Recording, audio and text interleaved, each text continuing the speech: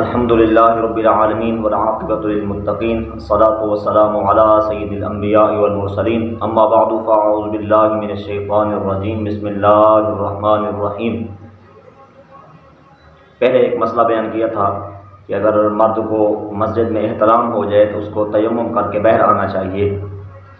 تو اب اس تیمم کا ہم صحیح طریقہ بیان کریں گے اور بندہ کس وقت تیمم کر سکتا ہے، یہ سارا مسئلہ جو ہے بیان کریں گے۔ تو خالق لم یزل نے اپنے لاریب اور بے عیب کلام میں ارشاد فرمایا کہ اگر تم پانی کو نہ پاؤ تو فتیمموا صعیدا طیبا، تو تم تیمم کرو پاک مٹی اور طیب مٹی کے ساتھ۔ تو اب جب بندہ پانی نہ پائے، یعنی وہ ایسی جگہ پر ہے کہ آبادی سے دور ہے اور پانی دور دراز تک اس کو نظر نہیں آتا، کم از کم اس میں جو میل کا فاصلہ ہو کہ پانی اس کو نہ ملے، اب عین وقت نماز کا بھی ہے تو اب وہ تیمم کر سکتا ہے۔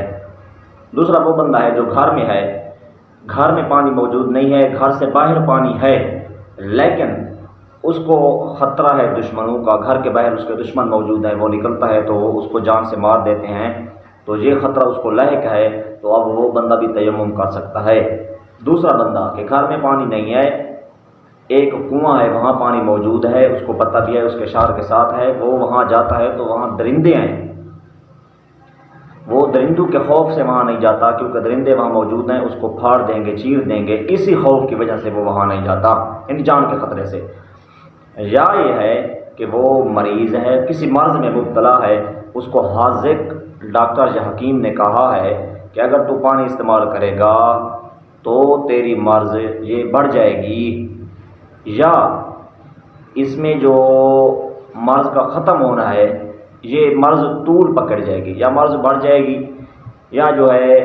اس میں صحت بدیر آئے گی، دیر کے ساتھ صحت آئے گی پانی کے استعمال کرنے سے۔ تو اب یہ بندے جو ہیں یہ تیمم کر سکتے ہیں، پانی استعمال نہ کریں، ان کے لیے روا اور جائز ہے۔ تو یہ تیمم کا طریقہ یہ ہے کہ سب سے پہلے یہ 2 ضربے لگائیں گے تیمم، اگر وہ اس پر غسل واجب ہے یا اس نے وضو کرنا ہے مطلقاً 2 ضربے لگائیں گے، ایک ضرب اس طرح آگے ہاتھ کو لے جائے گا، پھر پیچھے، پھر اس طرح ہاتھ کو پھر جھاڑے گا، اس طرح ہاتھ کو جھاڑے گا، پھر یہ ایک چہرے کے لیے ہوگی ضرب، سارے چہرے پر اس کو اس طرح ملے گا۔ اب دوسری ضرب جو ہے پھر اس طرح آگے ہاتھ کو لے جائے گا، پھر پیچھے، پھر اس طرح ہاتھ کو جھاڑے گا، پھر اس طرح رکھنا ہے، یہ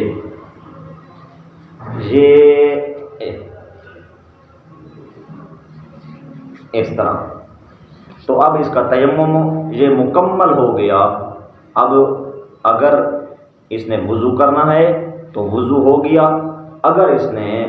غسل کرنا ہے تو اس کا غسل بھی یہی ہے، یعنی یہ تیمم کا طریقہ ہے کہ ایک ضرب یہ اس طرح کرے گا، ہاتھ کو آگے پھر پیچھے، پھر اس کو جھاڑے، اس طرح نہیں جھاڑنا بلکہ اس طرح جھاڑنا ہے،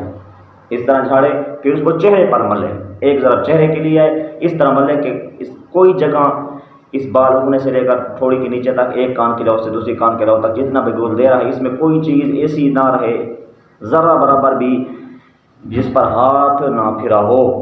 اب دوسری ضرب اس طرح آگے پیچھے لے آئے، پھر اس کو اس طرح جھاڑنے کے بعد پھر اس طرح بازو پر ملے گا، اس طرح، بس یہ اس کا وضو بھی ہو گیا، اگر اس پر غسل واجب ہے تو غسل بھی اس کا